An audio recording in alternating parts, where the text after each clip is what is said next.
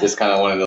Yeah, great. Yeah. Do you work in the US as well? We do, yeah. We've just started doing a lot more sort of around the communities and police. And we had done a leadership development program in Washington, D.C. Before that, most of our 4 main kind of year-round sites are South Africa and the Middle East, Cyprus, and Northern Ireland. Right. So they kind of have local leadership and local staffs, and then the more, I mean, in the U.S., it's just something that has come up and has been more of an approach that can be used for sport and peace building. So doing a bit more of that as well. Interesting. Yeah. Cool. Yeah. So are you one of the people kind of running this, or? Yeah. You guys? Yeah. Cool. Yeah. Hopefully all the technology is working for the technology. Technology's all set up. Yeah. So all set up, ready to If go. you want to go to your YouTube videos, you can simply click on the Chrome icon, and they'll both be on there. They're both on there. But you can have a seat right there if you want to be able to control your PowerPoint and whatnot. And, Okay. run the show. Yeah, great. Thanks, Adam. No problem. Can I get some water as well? Yes, actually, I can get that for you guys right away. Thanks, Tom.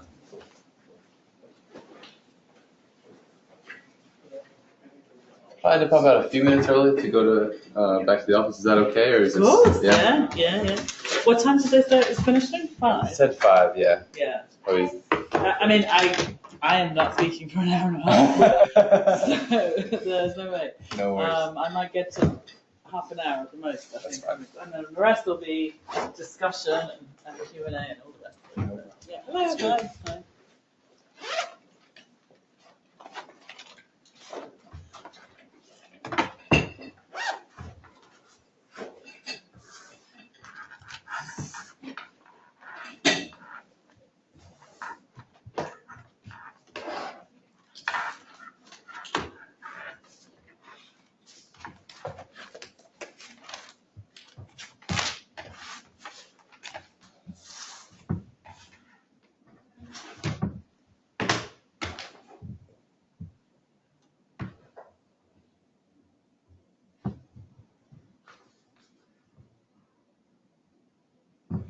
What a beautiful day in DC today. Is it normally like this?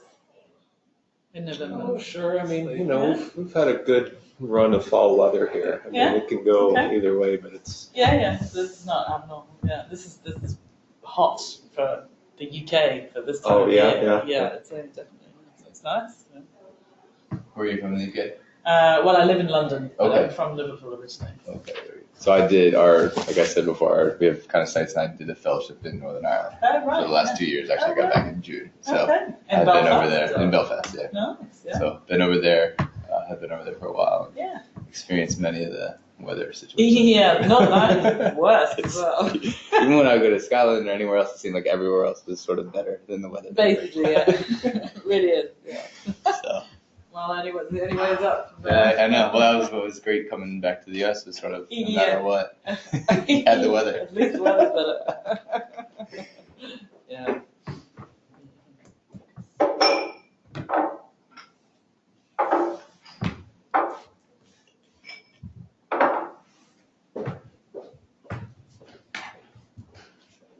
Which organisations are you two from?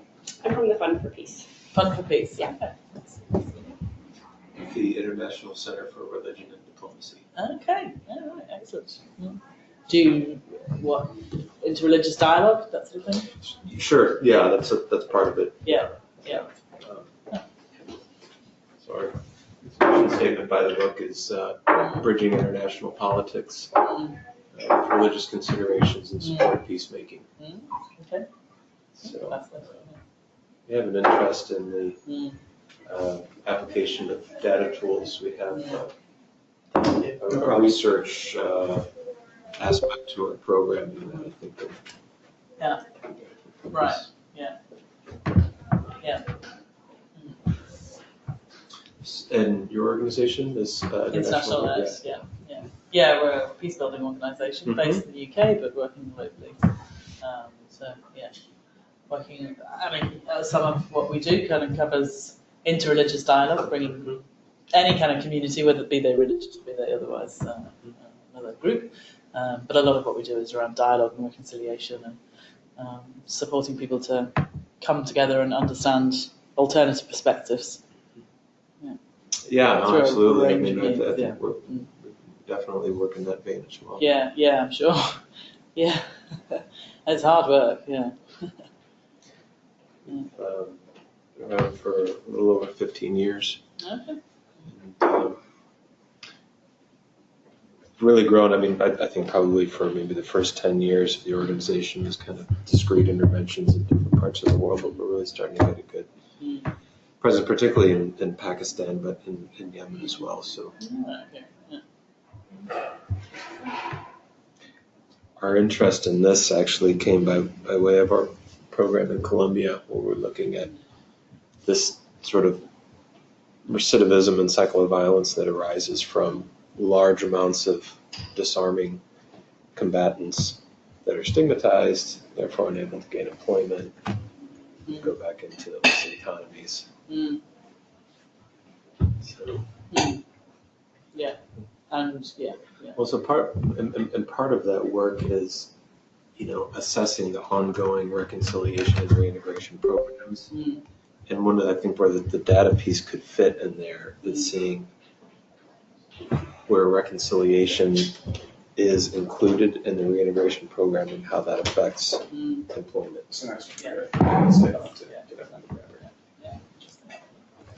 Hi. Hi, it's good. Yeah, hi. Thank you, Yeah, very good, thank you. Yeah. Well, Thanks for hosting. picked a great time to come. It's an interesting time, yes, as always, yeah. Well, this one a little more. Particularly more, A little yeah. more, but, welcome. So Yeah, pleasure. Yeah. glad you're here. We're gonna wait just a couple minutes more. Yeah, of course, yeah. Hi. Nice Nice to see you. Good to see you too. Everything's okay? Very good. Yeah.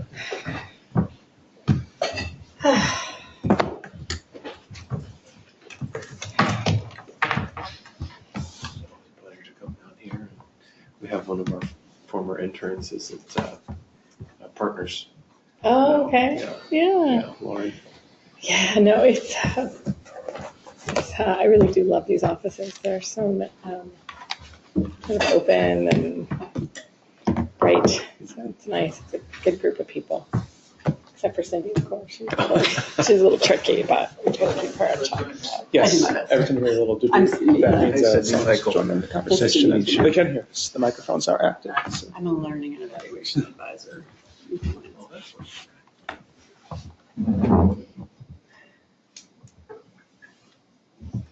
Used to be I was the senior one, now I'm the only one.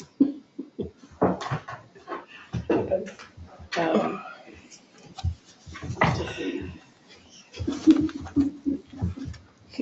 I'm just feeling discombobulated.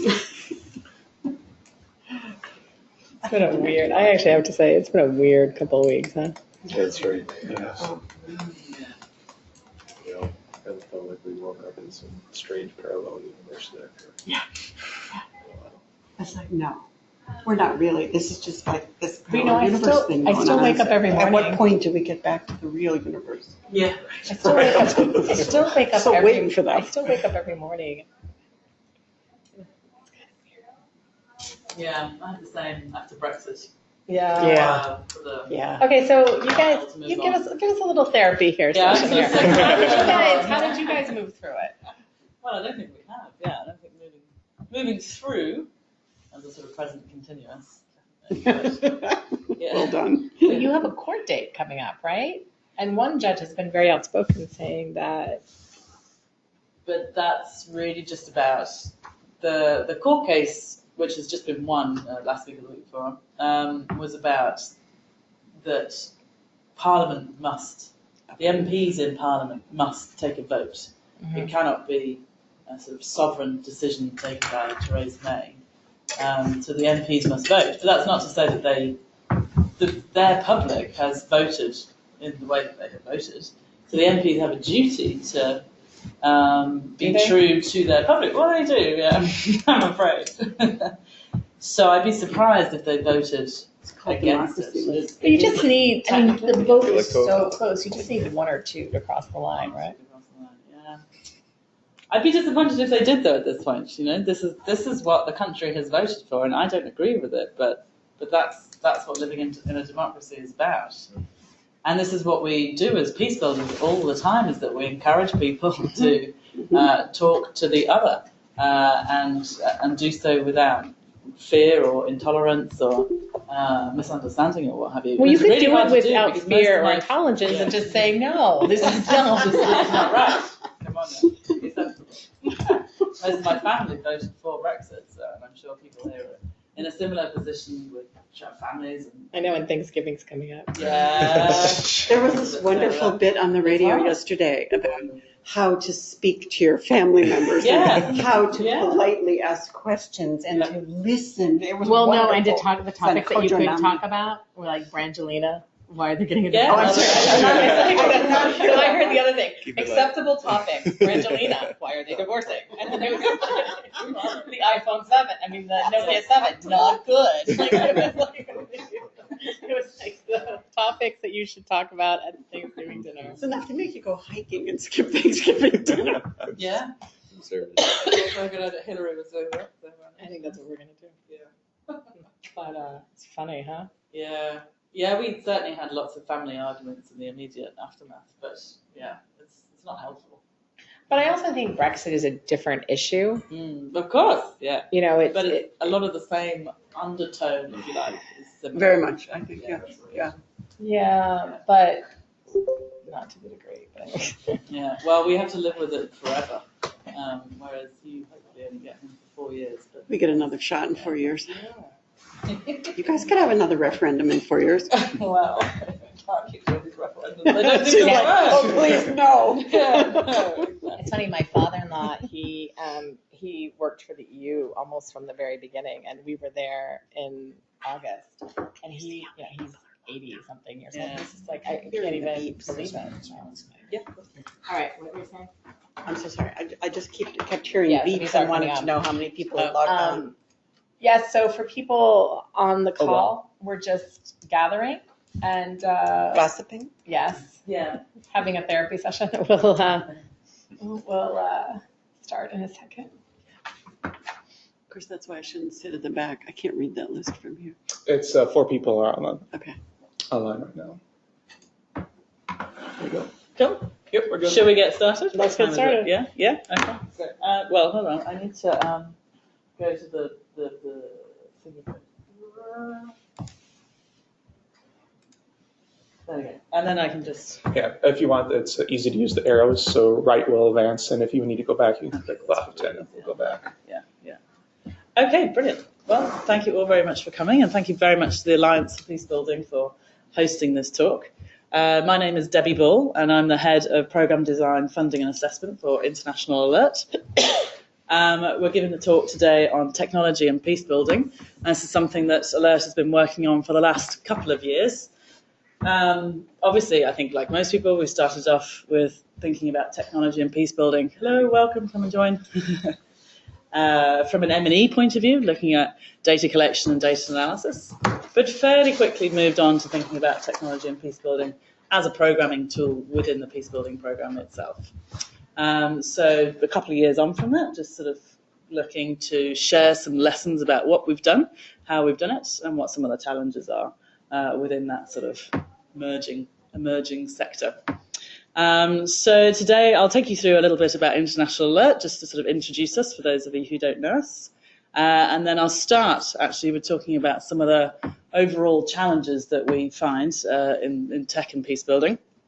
And then I'll take you through 3 projects. The first one will be Tunisia, where we've used Openstreetmap. The second, Nigeria, looking at big data.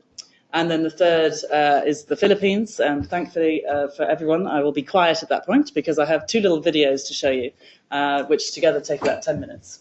So you'll have a little reprieve from me. And then we'll finish. The whole talk should take about half an hour or something, including the videos. So we'll have quite a good chunk of time for discussion. And any questions you might have as well, of course. But I'm kind of interested to hear what other people are doing, what lessons other people have got, and maybe also how we can work together better to share information and lessons and also to collaborate on projects around this topic. So yeah, we'll see how that goes. Does that sound okay with everybody? Great, yeah. So International Alert, as I say, it's a UK-based global peacebuilding organisation. We have around 200 staff, currently working in about 25 countries. We have offices in about 20 of those countries, so a good chunk of our staff are based in those places. A lot of our work is delivered through local partners. So at any one time, we have around about 200 local partners, ranging from research institutions to local community groups to national or regional level advocacy forums or anything in between, really. We take quite a broad approach to peace building. A lot of our work focuses in on the sort of traditional form of peace building, so dialogue and reconciliation, bringing together groups from conflicting communities of some description or another and taking them through a process of facilitated dialogue. And sometimes we work at the mediation levels too. But also, as well as the traditional methods of peace building, we also have a sort of thematic approach to our work, gender being one of the kind of key areas that we focus on. Obviously, thinking about women, girls, peace and security, thinking particularly about women's political and economic empowerment in the societies where we work, but also, and increasingly, with a focus on men and boys. And interestingly, we've got a sort of new focus on masculinities, particularly thinking about masculinities and how that links to violent extremism. So we're doing some more in-depth case studies over the coming year on that, and that's linked to our work on violent extremism that we're currently undertaking. And that will be one of our sort of other thematic focuses to our work is violent extremism. We've got a number of different projects that are working on that, and believe that a peace-building approach is certainly a potentially more effective approach than just a hard security, individualistic approach to violent extremism that we've seen from some of the sort of government-led programming, shall we say. But I'll talk a little bit about that later on, because Tunisia, the example there, is actually linked to one of our VE projects. Other themes are also looking at climate change and the intersection with security and climate change and conflict. And then also the economy. So economic development for peace is actually a significant chunk of our work, and we work with all layers of economic actors, from small and medium-sized businesses through to trade associations, chambers of commerce, multinational companies, and then the local and national authorities themselves looking at trade policy and regulation. And really on the business side, certainly looking at conflict-sensitive business practices and helping them to see their role as an economic actor who can contribute also to positive peace in terms of how they employ people or their operations, security or supply chain, etc. So yeah, that's pretty much International Alert. Our role within all of this is often to be the convener, to bring these different groups together, to provide expert input to those groups or to those processes, to provide capacity building, training, etc. to our local partners. And also to make connections between the sort of local, national, regional and global levels. So often bringing voices from the field programs where we are based up to the UN even, or up to the World Bank, or up to sort of global conferences, and making sure that those voices really are heard. And then also bringing those voices from the global level back down and sort of seeing how those policies and strategies and approaches of the World Bank and the UN and the US government and others are really playing out in reality. So that's a bit of a whirlwind tour of Alert. For those of you who are in the room, there's also some publications at the back there, just a little bit selection of what I happen to have in my suitcase. So, and I'm certainly not going back to the UK with it, so help yourselves. So that's that. Right, so on to the presentation. So, technology and peace building.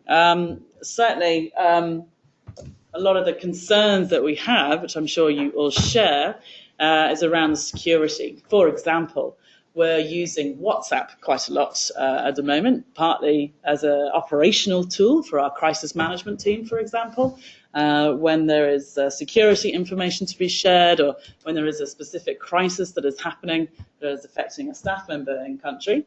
The team are now using WhatsApp as the most efficient way of communicating globally with a broad range of people. And also in the program side of things, we use it a lot. For example, one of our mediation projects is using it to share information across mediation teams. Not really, it's kind of the details of the talks exactly, but helping to sort of break down barriers that you might often find at the negotiation table.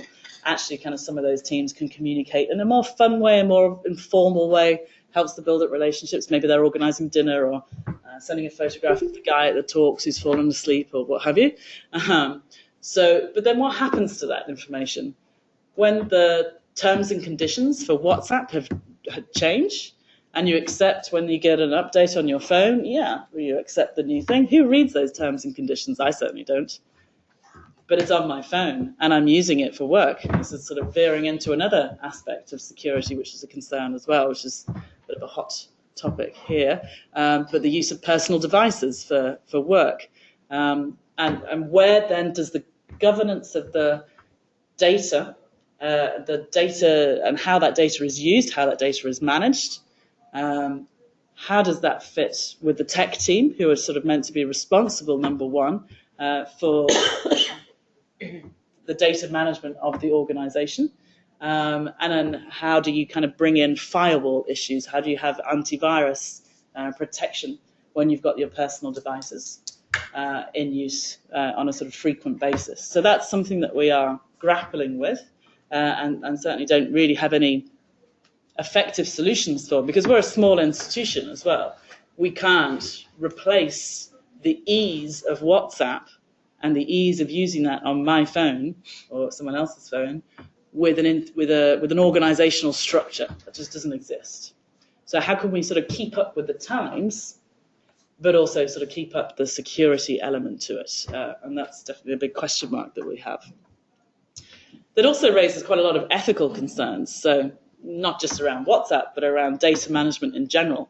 If you have a project where you're involving end users, beneficiaries, or partners or whatever in that project, and they're, let's say let's just use WhatsApp as the example again. You're sharing information about your project activities through this device. Maybe they're using their personal devices as well. But again, are you, as the project lead or whatever, making it clear to those partners, to those end users, what is happening with that data? Do they understand? Do you understand? Are you explaining what is happening, that it's Facebook who owns that data now, and how Facebook may or may not use it in the future? Do you go back to end users or to partners when those terms and conditions have changed and explain it? So there's some ethical considerations here which I think we're not taking into account in our program delivery. So yeah, that's one element there. Another element of concern, and maybe this is just at Alert, maybe this is just our tech team, but I'd be interested to know if other people have this problem. But our tech team are very excitable, and they are constantly going on about the need to fail fast. And what they mean by that is that basically they want to have lots of different ideas and do them really quickly and fail on lots of them and then run with a thing that works. But I have the head, part of my job title is to be the head of design. And design, to me, is a real consultative process. It's particularly in peacebuilding programs, it ought to be inclusive. And I've always kind of drawn a sort of quite a strong correlation between the length of a design process and your likelihood of success, not just in winning the bid, but in delivering the work.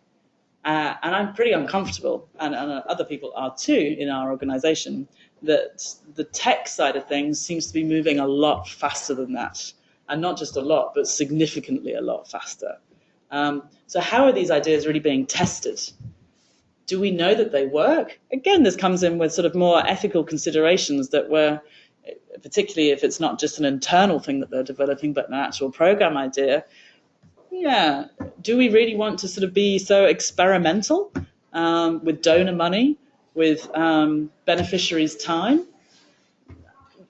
Yeah, again, some further ethical considerations there that need to be taken into account. I understand that innovation must happen quickly and these kinds of things, but can we slow it down a bit? Can we build in quality? What does that look like for the tech and peace building sector? Again, a few question marks there. Another area of concern, which I'm sure is reasonably obvious, to be honest with you, but unequal access. Obviously not everybody, although the use of technology and smart technology in particular is now a lot more widespread and is increasing exponentially, I think, including in the countries where we work. It's still true that not everybody has access to these devices, to the internet. So is your program really targeting only the groups that have good access to that technology or not? Because if it's not, then you're creating a division within your project. And again, there's some issues there. A slightly different point as well, but in some of the countries where we work anyway, the state may well be looking to manipulate some of the data that is either out there already on the web or also the information that you might be putting there. So again, how is that taken into consideration? And so sort of those two things together might lead you to believe, or lead you to question at least, whether using technology in the way that you're thinking about is really the right approach for that project, for this group of people, for this point in time. Like I said, I wanted to start with the negative side of things, so we'll move on to the positive bit in a minute, but still. And then a sort of final point about clicktivism versus active engagement. So to what extent are we pushing people to like something or to sign a petition? And does that then mean that they've ticked the box in terms of their engagement? Could they actually have done something deeper and more meaningful than that? Are we sort of getting them too quickly, if you like? A question mark there again, and no answers from our side, but just some questions. So some food for thought. I'll let you mull over that, and we'll move on to the 3 projects, and then perhaps we'll come back to some of these points in the questions and discussion at the end. On to more positive things. So in Tunisia, International Alerts is working with young people who feel particularly marginalised and discriminated against, even though that the young people were significantly involved in the Arab Spring. That group now actually feels a massive disconnect from the governance and decision-making processes that they had fought hard to change. So sort of huge levels of frustration, suspicion against local authorities, coupled also with high levels of unemployment, etc. And we're working in 2 suburbs of Tunis where the rates of recruitment into foreign fighting schemes are the highest, and some of the highest in the world, actually.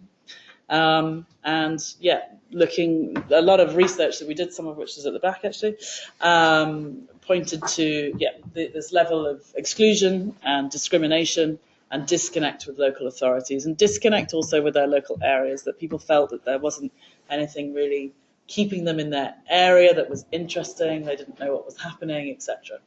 So of course there's lots of solutions to that problem. But the one thing that we decided to do with these young people was to get them more involved, to get them more engaged in decision-making and into their area. So the project started with this, what is called Openstreetmap. And it's an online and open source technology. I think they're actually a UK-based organisation, but obviously it's all on the web. And the young people kind of got together in groups and went around the area of their suburb and mapped. You can't actually see it too well on this screen. I'm a bit disappointed. I thought it might look better on the big screen, but anyway. But basically you can see that they put in all of the road names and then some of the sort of green spaces, the football pitches, hospitals and clinics. You can overlay it with other sort of data sets and see where the cafes are and other sort of facilities and recreational stuff. I think there's also another overlay which shows sort of insecurity hotspots and places to avoid and those kinds of information.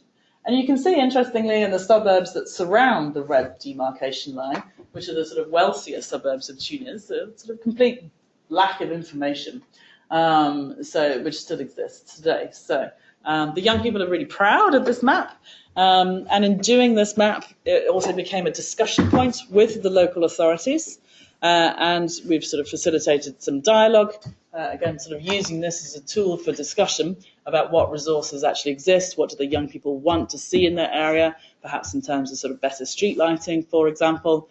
And the local authorities have listened to this, and they have now agreed that young people will be included in all consultation processes, where previously they had not been involved in consultation processes. And they've gone a step further, and they've said that 50% of the 2017 municipality budget will be given over to a participatory budgetary process. So that means, again, the young people, together with other people as well, of course, will be involved in deciding how that municipality budget is actually going to be spent for their suburb.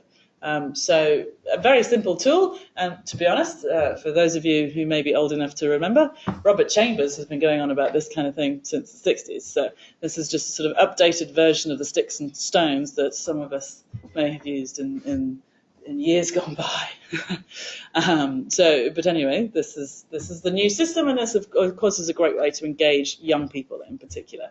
And yeah, okay, that's that one. So moving on to Nigeria. Can you see? Okay, yeah. So yeah, in Nigeria, International Alert, well, we do a few things, but this project was linked to a lot of the work that we're doing around conflict sensitivity. So we do a lot of training and analysis with local authorities, with big companies, with World Bank and other sort of major development projects. Helping to conflict sensitize the work that they do. And obviously a big part of conflict sensitivity is conflict analysis. So we have a lot of analysis tools that we use as our team, a lot of which is about sort of being on the ground and having access to that granular information. But we thought actually there's a lot of information out there about Nigeria and on Nigeria and from Nigerians. We're not necessarily picking it all up. So why don't we experiment a bit with a sort of big data project and see how it works. We hadn't tried big data before, so it seemed like a good place to start. And in Nigeria, you've got reasonably good coverage of smart devices. Around 50% of the population have got access. And when you've got a population of 180 million people, that's quite a lot of people. Obviously, there's still 50% that don't, but still, it was just an experiment.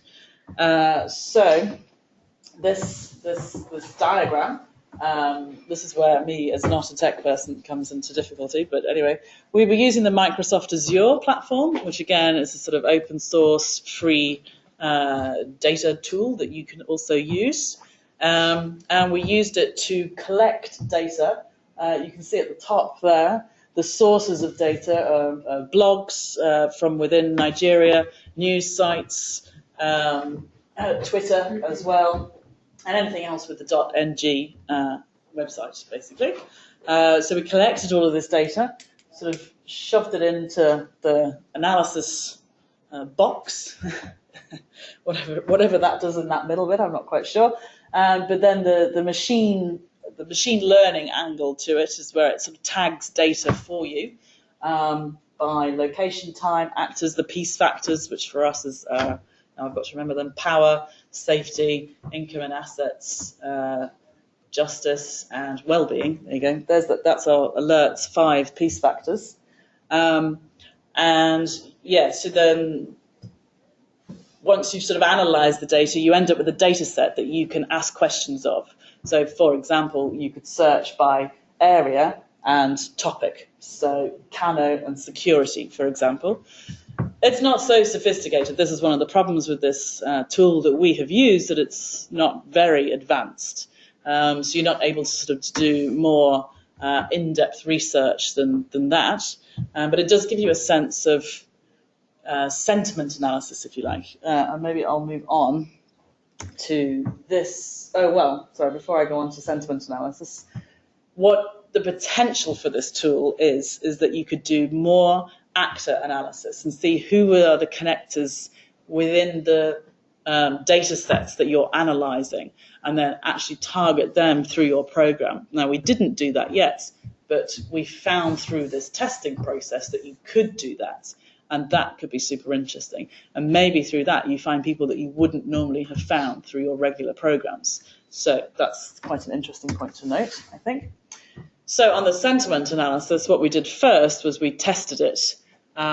So we ran the data. Don't ask me how that works, but anyway, we ran it to prove something obvious. So who's saying good or bad things about corruption?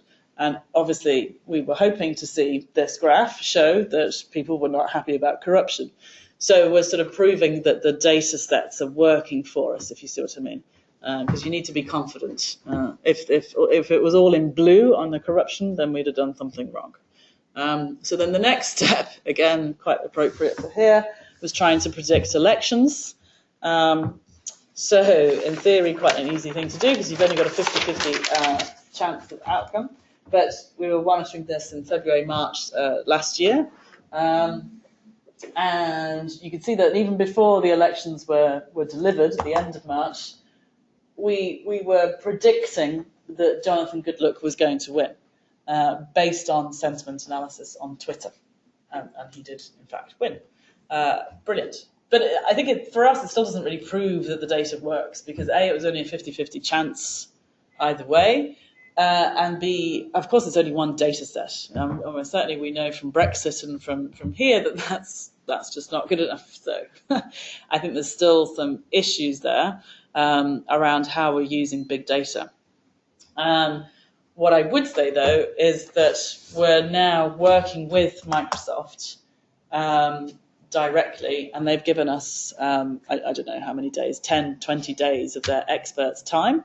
And we're basically with them making a more advanced version of Azure, which is tailored for us. Because we've got a project in Pakistan where we are going to use big data, and we're using it for media monitoring to sort of tackle the bias of journalism that is there in Pakistan, and use that information that we get from this big data analysis to inform the training and the work that we're doing with those journalists. So clearly we need a more advanced data set, but also analysis and sort of graphical information that comes from that analysis, if you see what I mean. So that's in progress now. So we'll see what comes of that. That's that. Now, here we come to the bit where I'm quiet. So, oops. Am I going the wrong way? I'm going the wrong way? No. So I need to come out of this, don't I? Oops. And go to here. This is where we come into the videos. Is this the first one? Yes, it is. Yeah, okay. So what I'm about to show you is our team in the Philippines, this is our third project, have been running for a few years a project which was originally called the Bangsamoro Conflict Monitoring System and is now called Conflict Alert. And they've done 2 videos. I don't know why they've done 2, but anyway, they've done 2. So, and it makes sense to show both of them to you. So I think they both speak for themselves, so I don't really need to say anything else apart from press play. I'll move on there. Should I go full screen?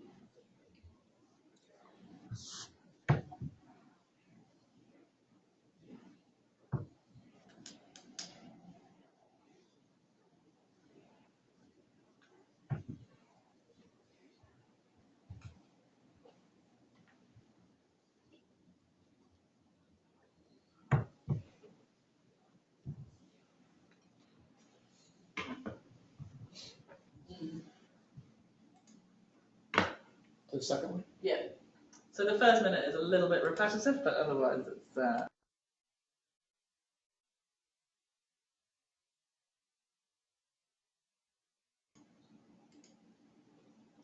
I'm gonna put this on as full screen so that the people Yeah. on video can see it as well. Ah.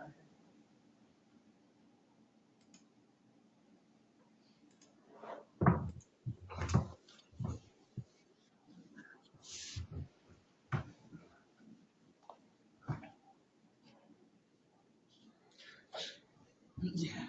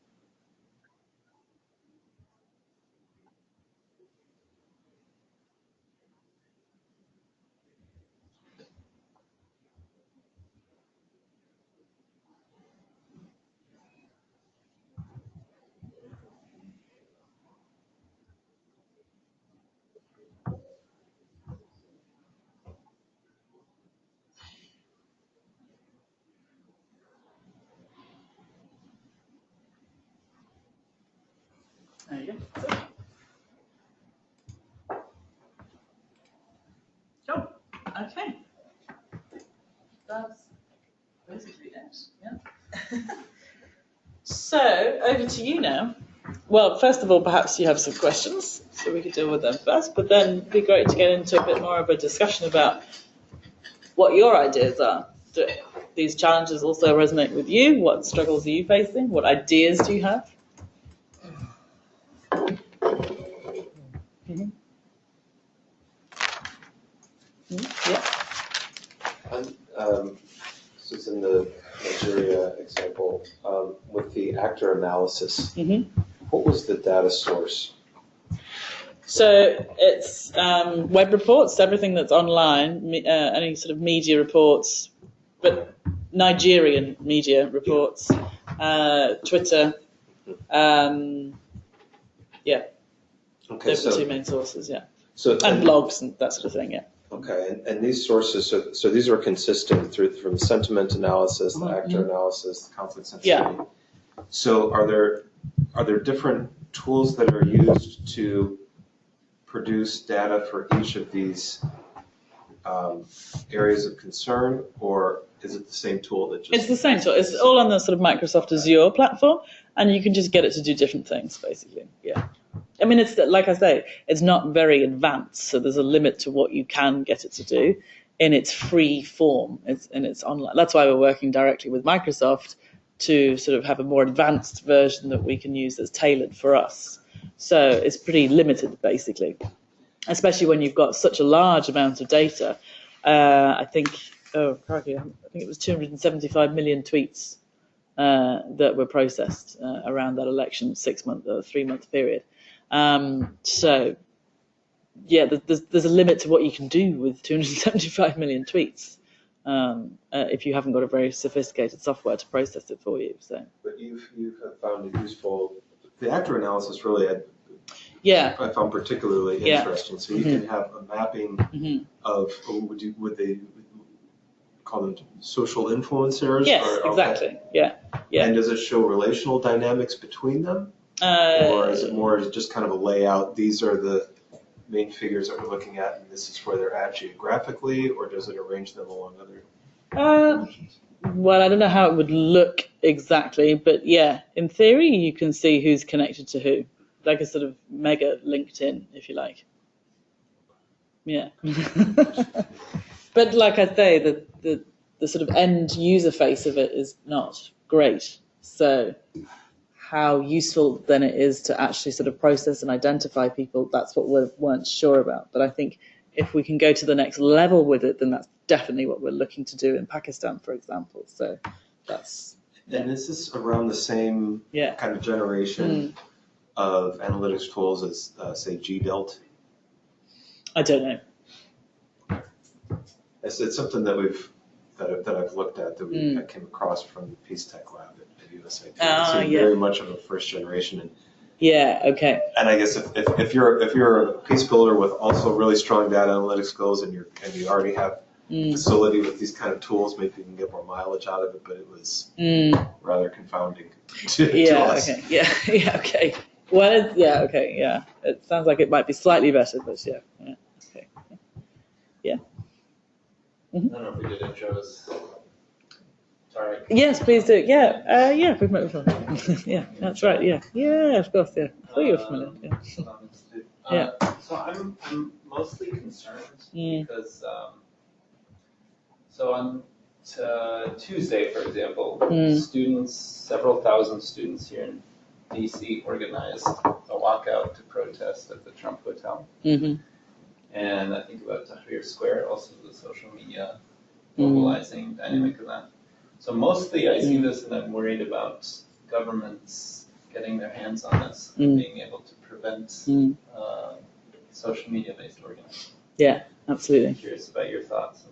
Yeah, no, I think it's a significant ethical concern for us at the moment, actually. And to what extent are the people that we're working with and the partners that we're working with aware of the potential for either Facebook or for states to control, to use, manipulate, the data that they are providing.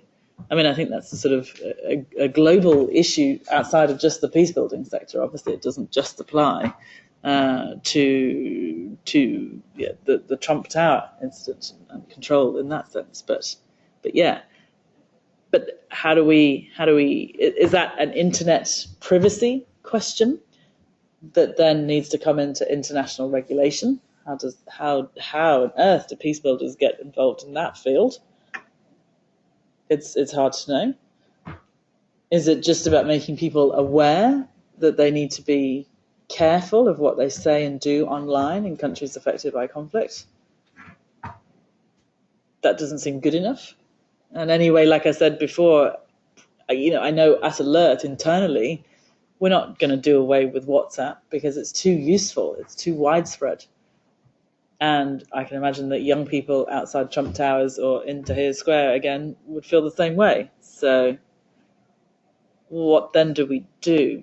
I think it's an ethical question, but it feels like a wicked question with no answer. I wonder if you can couple mainstream social media platforms with encrypted, so analog, so that, and I'm not a big technology expert, but so that anyone who has Facebook, for example, could opt for an application that runs parallel to Facebook that maybe grabs data from Facebook, so that they have their same contact network, and and it allows them to connect with those networks, but it's outside the framework, the Facebook framework, so Facebook no longer has access to that, and maybe it's encrypted in a way that then also is less vulnerable to government. Yeah, that's a good idea. Yeah, excellent. Yeah. So I'm interested in the Nigeria example. It sounds like there are so many ways that you could use this. Well, in theory, yeah. In theory, yeah. We haven't yet ourselves used it. Yeah. So one question I had was, if you're looking at sort of the sentiment analysis and you're using online sources, is there a concern that it would somewhat skew the data towards urban areas? Yeah, because I'm imagining that, rural areas don't have as much access. They might have different opinions on things. Yeah. I'm wondering if you guys have encountered that. Yeah. If you're thinking about ways to mitigate that. Yeah. Well, yeah, and that's one of the reasons why we haven't really used. We did Nigeria as a test case to see if, in theory, it could work, and we said, yeah, in theory, it could work, but in practice, how will we use it? And we haven't answered that question for Nigeria yet. I guess it's different for each country. I guess it will depend on the penetration that you have and whether there is more of a balance or what kind of target groups. If you're only working with urban youth, then I think it's probably great.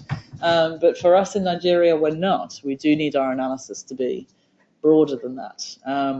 And because we have a focus on analysis in Nigeria, it's sort of interesting to check back in on this data, or at least it was at the time. But that was it. That was the extent of it. It wasn't actually useful. It didn't really give us an insight that we hadn't already had from our other analysis work, basically. So I think it is a big problem with big data, the utility of it. I guess it's useful in terms of sort of an efficient way of data collection when you have a small office or no office whatsoever.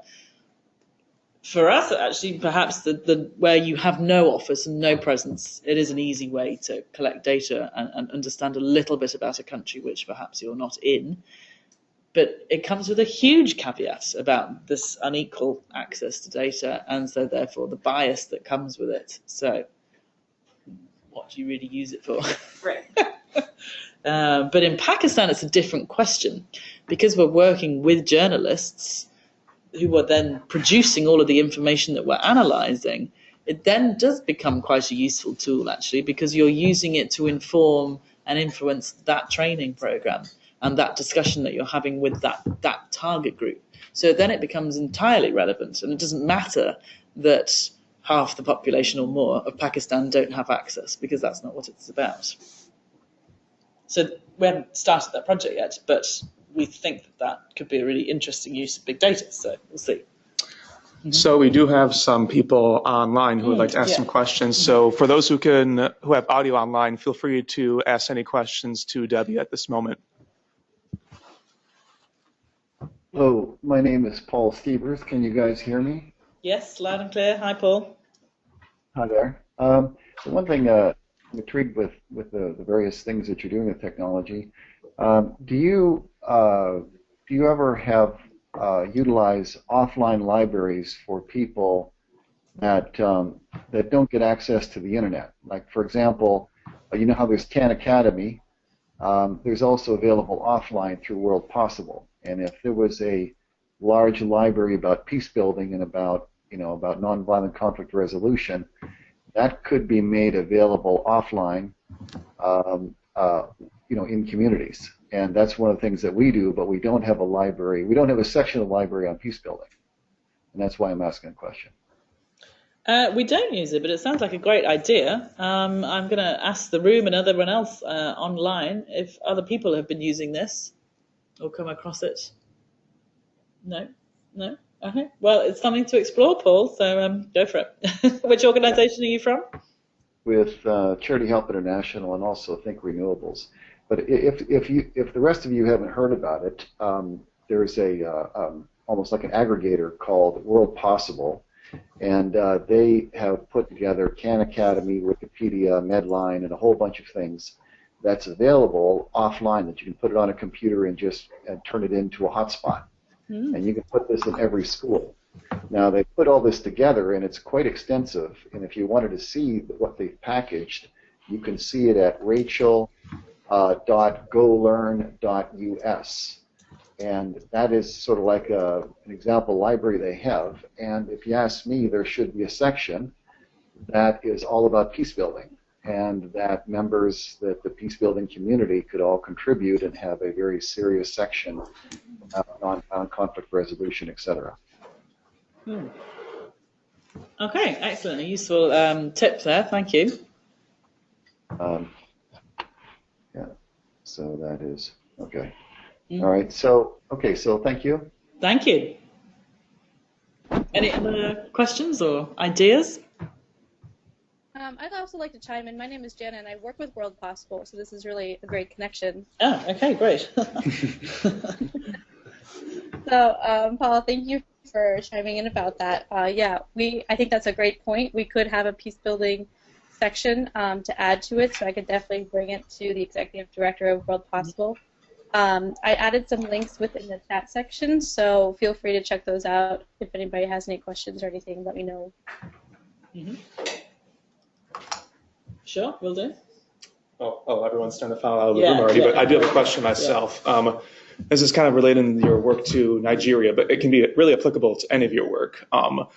But in Africa, where we see a lot of the world's major conflicts, sometimes not reported in the media, but they are there and they are very serious, is that the continent has been very innovative in its approach to conflicts, in the sense they're in my opinion, one of the very few regional organizations that have been able to adopt a sub-regional approach to addressing a conflict. And part of this is through the early warning systems that each little sub-region, or most of the little sub-regions of economic communities of the African continent have developed. So in terms of your work with Nigeria, where you try to analyze this data and predict political elections, predict any unrest or upsetness in the population, is there, you think, in the future, any ability to take that and apply it on a regional level and maybe coordinate, say, with, in the case of Nigeria, with ECOWAS or with another regional organization within Africa, so you can kind of get a more broader picture and you can address it through a regional approach rather than just a national approach to preventing conflict? Yeah, again, it's a really good idea, actually. I think it's definitely got the ability to do that. I think you probably, again, need to be kind of more sophisticated in the software platform that you're using, etc. But yeah, in principle, it's possible. I mean, from a peace building point of view rather than a tech point of view, I think it's anyway very interesting to think about the regional level, because a lot of our donors and a lot of our governments think about the regions in a very different way, in sort of the old colonial terms, rather than actually how conflict dynamics are playing out. So perhaps if we could use those kinds of data sets to influence more realistic regional level thinking, if you see what I mean. For example, the Lake Chad Basin. if you look at the Lake Chad Basin,